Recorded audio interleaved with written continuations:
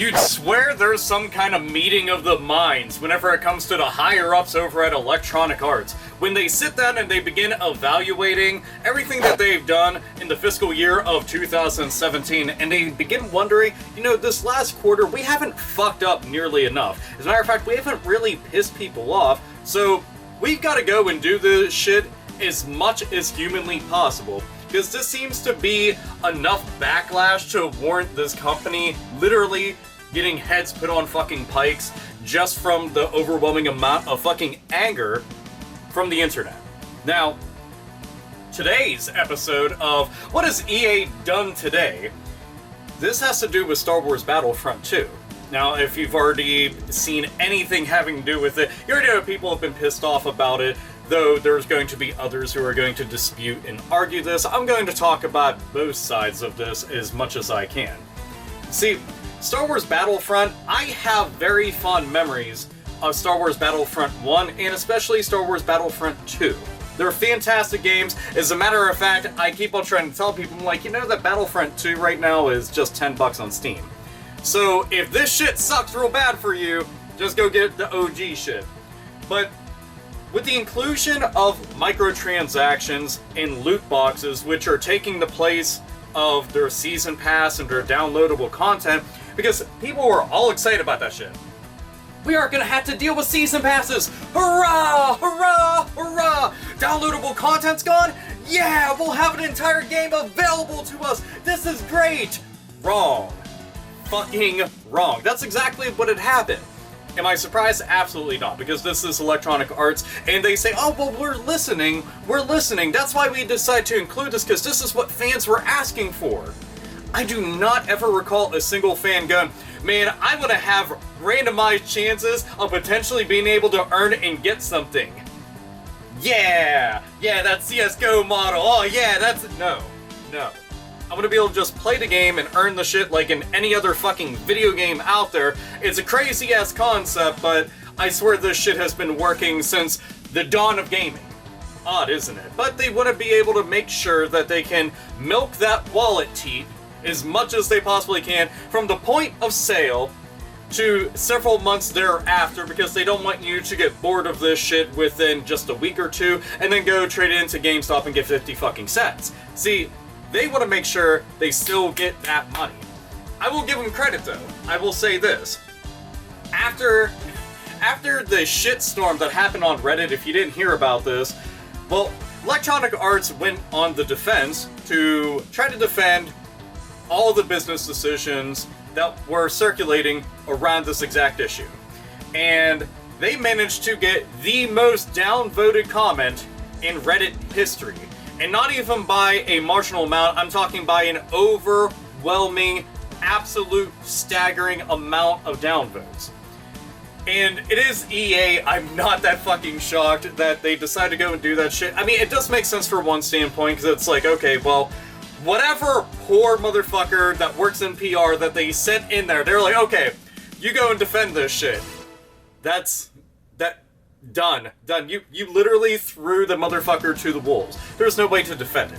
Everybody already had their minds made up about the shit, and you know damn well that you can't defend it, but you tried. I'll give you credit, you at least tried. But most downvoted comment ever on there. I'm like, god damn, that's making history for all of the wrong reasons. It's kind of fucked up. I'm just like, I feel bad for the development team. Like, DICE are talented as fuck. Like, I've loved them for a long-ass time. They've made a lot of incredible titles. And I keep on getting worried. I'm like, man, all this fucking backlash. What if Star Wars Battlefront 2 doesn't do that well? Are they gonna get tossed into the ex-developers' graveyard? That's in the backyard of Electronic Arts. Like, and this shit has just been piling up. I mean, I did get to talk about all this shit with Visceral Games and all that, and how many other fucking studios, Maxis and Bullfrog and all that other fucking shit, all that stuff. I'm like, you never know.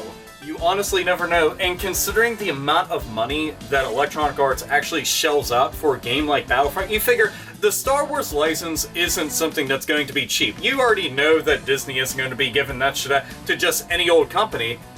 And I will say this. The original Battlefront, like, I tinkered around with it here and there, and I'm talking, when I say the original Battlefront, I mean the new original Battlefront. So fucking hard to go and discuss this kind of stuff whenever there's like multiple titles all with the same exact name. That shit's annoying. But anyway, when I got to play that, I was like, oh, that's not too bad, because I played it with my friend CJ. Went online, had a couple matches, and it was entertaining for what it was. But it just didn't give me that same sensation of excitement that I had when I played the original games. It might be because of the fact that I truthfully just don't give a shit about going online and playing anything unless I'm playing with my friends. I'd rather sit down and do couch co-op, split screen type shit, or I'm just in a lobby with them the entire time, whether we're on the same team, or on opposing teams, or factions and all that shit, whatever the case may be. That's when I enjoyed a lot more, because I just don't give a fuck outside of that. But I played it, I was like, oh, it's fun, it's, you know. But I really wanted a single-player experience, and that was something that I enjoyed about the original games, and about just the Star Wars games in general. A lot of my favorite Star Wars games are all because of single-player experiences, not because of multiplayer ones. I mean, as much as I love the Battlefront games, I seem to remember things more like, you know, Shadows of the Empire and the Super Star Wars games and Rogue Squadron and shit like that. You know, Battlefront's high on my list, but I end up just... those come to my mind quicker than Battlefront does. And with this, they were like, oh yeah, we're gonna have the inclusion of a story mode, a single player experience. I'm like, holy fuck, a one-player campaign. Hot diggity damn, that's fucking awesome. But then you mire the entire multiplayer campaign and experience with shit like this. I've never understood anything like that. And it's worse because it's not even just EA. Companies in general are trying to sell you on the idea that microtransactions and loot boxes are fucking features. Do you realize how fucking shit that is? That's not a feature. That's you just trying to get more money for shit that's already there that we could earn, but you realize, man, if we just make the shit pretty cheap, that won't be bad. And I'm just like, what the fuck? That's not a fucking feature. And it seriously is sold as that. And one thing I will actually give EA some kind of credit for. So, benefit of the doubt, they have lowered the price of the heroes, for example, because people are up in fucking arms about Luke Skywalker and Darth Vader, and this shit was costing way too much. And the in-game currency, the amount needed for this, is ridiculous. Absolutely fucking ridiculous. It got lowered drastically. 75%. That's like some fucking straight up sale. Like, that's the type of sale that they have whenever the game is on its last leg and they know that they have the sequel coming out. And they lowered it to that. Now, in a lot of ways, this could be a desperation tactic to try to go and win people over to ensure that you're going and calming the masses and shit. But this could be them listening, but I think that it's definitely them just being like, oh man, we gotta make sure that people actually buy our fucking game, because if not, they're gonna be really pissed off because look at all this bad publicity that we're getting. But this is EA. They'll always have the most talented studios out there and make the worst business decisions. And that shit, I'm just like, why? I just always, I keep thinking back to whenever they were like, yeah, SimCity, always online, you can't play it offline. That's the type of shit, like, that's always been one of the worst things that I've thought that they've done, because I'm just like, you're so fucking stupid, so fucking dumb. There was something I had seen, though, and this shit kind of bothered me, because this isn't a way to present your case at all, let alone react. There's people sending death threats to the people at EA, and the development team and all that shit, and I'm just like, stop. Literally, slam the fucking brakes. Stop. Vote with your fucking wallet. Don't sit there and fucking pile on death threats. You realize that that just makes gamers in general look like a bunch of fucking savages and ridiculous assholes. That's the type of shit where the media can come in and start pitting the blame and start pointing fucking fingers and shit. The type of stuff they end up talking about where their accusations are always unwarranted and fucking stupid, yet if you were going and relegating your rage to shit like this, fucking stop. I get it. I get that you want to go and say what you gotta say, but be smart about how you're gonna go about it. Just tell them straight up, look, I don't like what the fuck you've done. Here's why I don't like what you've done, and here's where I'm spending my money. Notice it's not with you. That's the type of shit. If you want to sit there and sprinkle in whatever you want to say, fine, but don't sit there and resort to fucking death threats. Trust me, that's not going to get shit done. And that ends up making them look like they're the innocent party that did nothing wrong and that they're fucking victims and shit. So don't go and do stuff like that, because that just allows them to continue doing what they're doing and shit. Unless, you know, their sales go and completely fucking fall through, then it's not really gonna matter whatsoever. But still, just one of those things where I'm like, don't, please don't, it's just, don't. This, and we already know, look, it's a chain of command. It's a chain of command where top dude goes and tells underling, tells other underling, to then tell an entire group of people, this is what we're doing with it, because we are the money cock. We are the cash. We are in control. They always end up calling the fucking shots no matter what, because they're only going to give so much leeway with studios like this and let them do what they have to do. I mean, I've seen the game. It looks absolutely beautiful. I mean, this lives up to the actual standard in the namesake of Star Wars. It's just, you then fuck it up with shit like this. And keep in mind that for a lot of folks out there, the multiplayer experience for Star Wars Battlefront was a massive, huge-ass deal. And in modern gaming, multiplayer is fucking integral and very key to shit like this. And you figure back in the day on PS2 and Xbox, especially on Xbox, Battlefront 2, that was multiplayer fucking goodness. So, of course, people are going to want to play that shit a lot. The single-player campaign is going to be important to a lot of Star Wars fanatics, which there's only several billion in the entire world.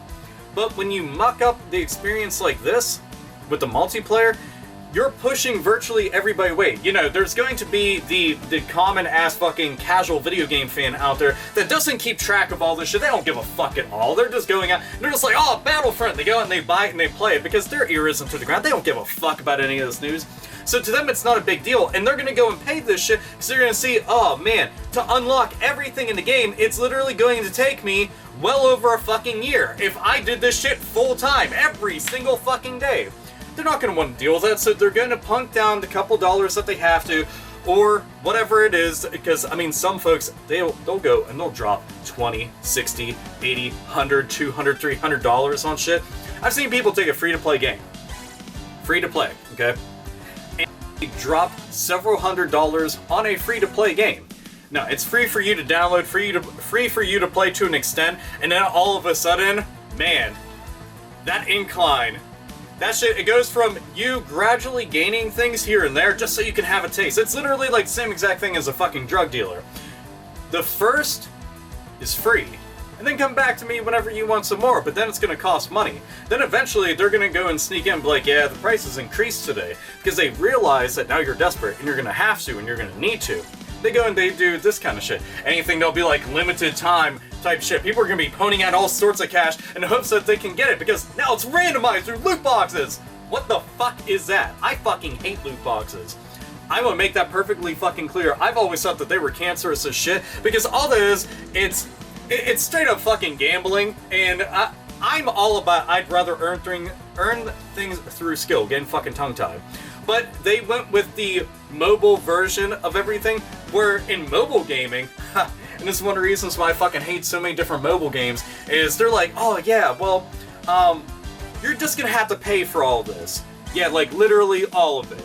And they've adopted that mentality into this, and that's not good. So it's like, here's a great fucking game, but half of it is gonna be fucked up with this shit. Oh wait, I'm sorry, not this shit, those features! Yeah! Those features right there that are going to cost you a motherfucking arm and a motherfucking leg. Good stuff right there. Seriously, good fucking stuff. But to me, if you really want to send a message, vote with your wallet. I mean, shit, for a lot of folks out there, they might wait until there's like an Ultimate Edition or something, where all this stuff is already unlocked, already available to you, and you can go and play. Granted, you won't be on the ground running whenever this shit first comes out, and that's when people most likely are going to end up being playing the most, because that's how it is for most multiplayer games. I mean, think about it. Anytime that you get like Call of Duty or Battlefront or some shit like that, are most people playing the day it comes out, the week that it comes out, or like 6 months down the road whenever you decide to bring out a newer version with all the extra shit in it? I don't know, man. It's this entire thing, like, when I had seen, like, all the different news stories about it, I read up on it, I'm like, oh, that looks cool. Why the fuck are they deciding to go and do that? That's so dumb. Whatever. At least they're doing this. And, you know, I'm trying to go and give them credit. And all the credit that I'm trying to give them isn't to EA themselves. It's to the hard work and to the actual talent behind it, the development team. That's who I want to praise. That's who I want to just go and pat on the back and be like, good fucking job. And I realize that they have to go and answer to them.